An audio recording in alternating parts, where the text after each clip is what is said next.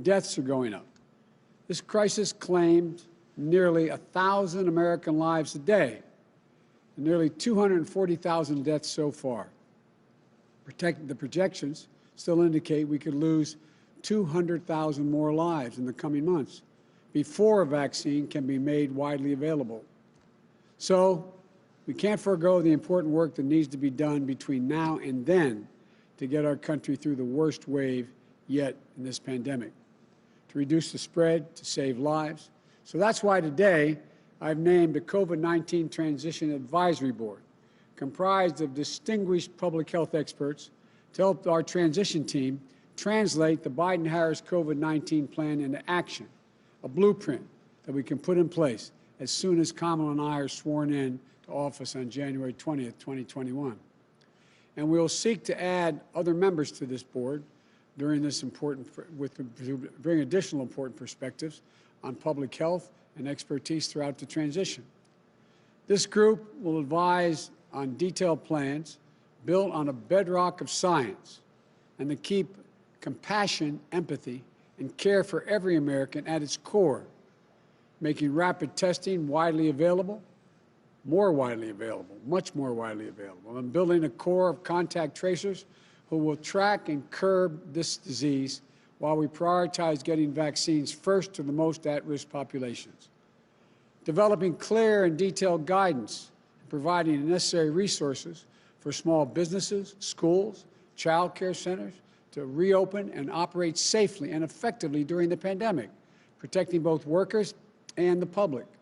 Scaling up productive life-saving treatments and therapeutics, and when it's ready, making sure an approved vaccine is distributed equitably and efficiently and free for every American. With cases rising once more, it's imperative that we ramp up our production of personal protective equipment to make sure our brave healthcare workers have what they need to do battle safely against this virus. We're going to get states, cities, and tribes the tests and the supplies they need. We're going to protect vulnerable populations who are at risk, most at risk from this virus, older Americans and those with pre-existing conditions. We're going to address the health and economic disparities that mean this virus is hitting the Black, Latino, Asian American, Pacific Islanders, Native American communities harder than white communities. Focusing on these communities is one of our priorities, not an afterthought. The bottom line, I will spare no effort to turn this pandemic around once we're sworn in on January 20th, to get our kids back to school safely, our businesses growing, and our economy running at full speed again, and to get an approved vaccine manufactured and distributed as quickly as possible to as many Americans as possible, free of charge. We'll follow the science. We'll follow the science. Let me say that again. And we'll adjust to new data when it comes in. And we'll listen and work in cooperation with governors and local leaders of both parties who are fighting this virus in their communities this very day. There is so much good work happening at state and local levels across the country. Governors, mayors, they're stepping up. The advisory board will listen and learn lessons from their experience. And because we know that we won't fully defeat COVID-19 until we defeat it everywhere, my advisory council also includes experts on global health security so that we can restore U.S. global leadership to fight this pandemic. This is a crisis that affects everyone. As I've said throughout this campaign, I will be a president for every American. This election is over.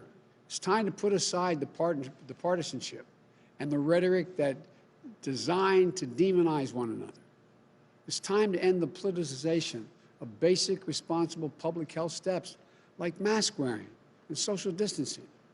We have to come together to heal the soul of this country so that we can effectively address this crisis as one country where hardworking Americans have each other's backs and we're united in our shared goal, defeating this virus.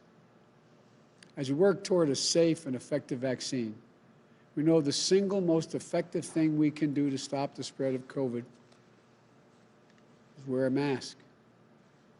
The head of the CDC warned this fall that for the foreseeable future, A mask remains the most potent weapon against the virus.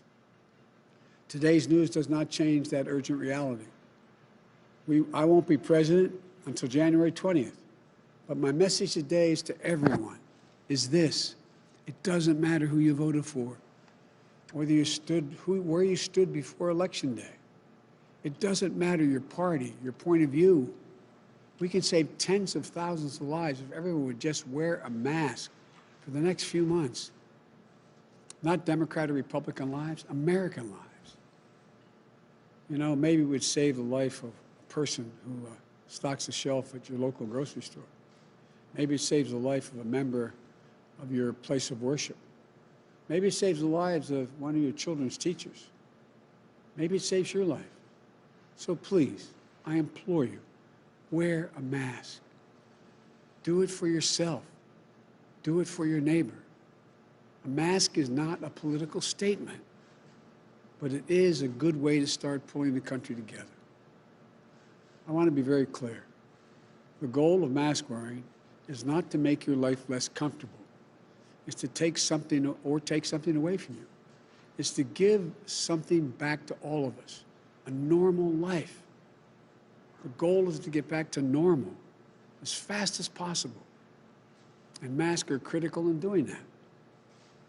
It won't be forever, but that's how we'll get our nation back up to speed economically, so we can go back to celebrating birthdays and holidays together, so we can attend sporting events together, so we can get back to the lives and connections we shared before the pandemic. It doesn't matter whether or not we always agree with one another. It doesn't matter who you voted for.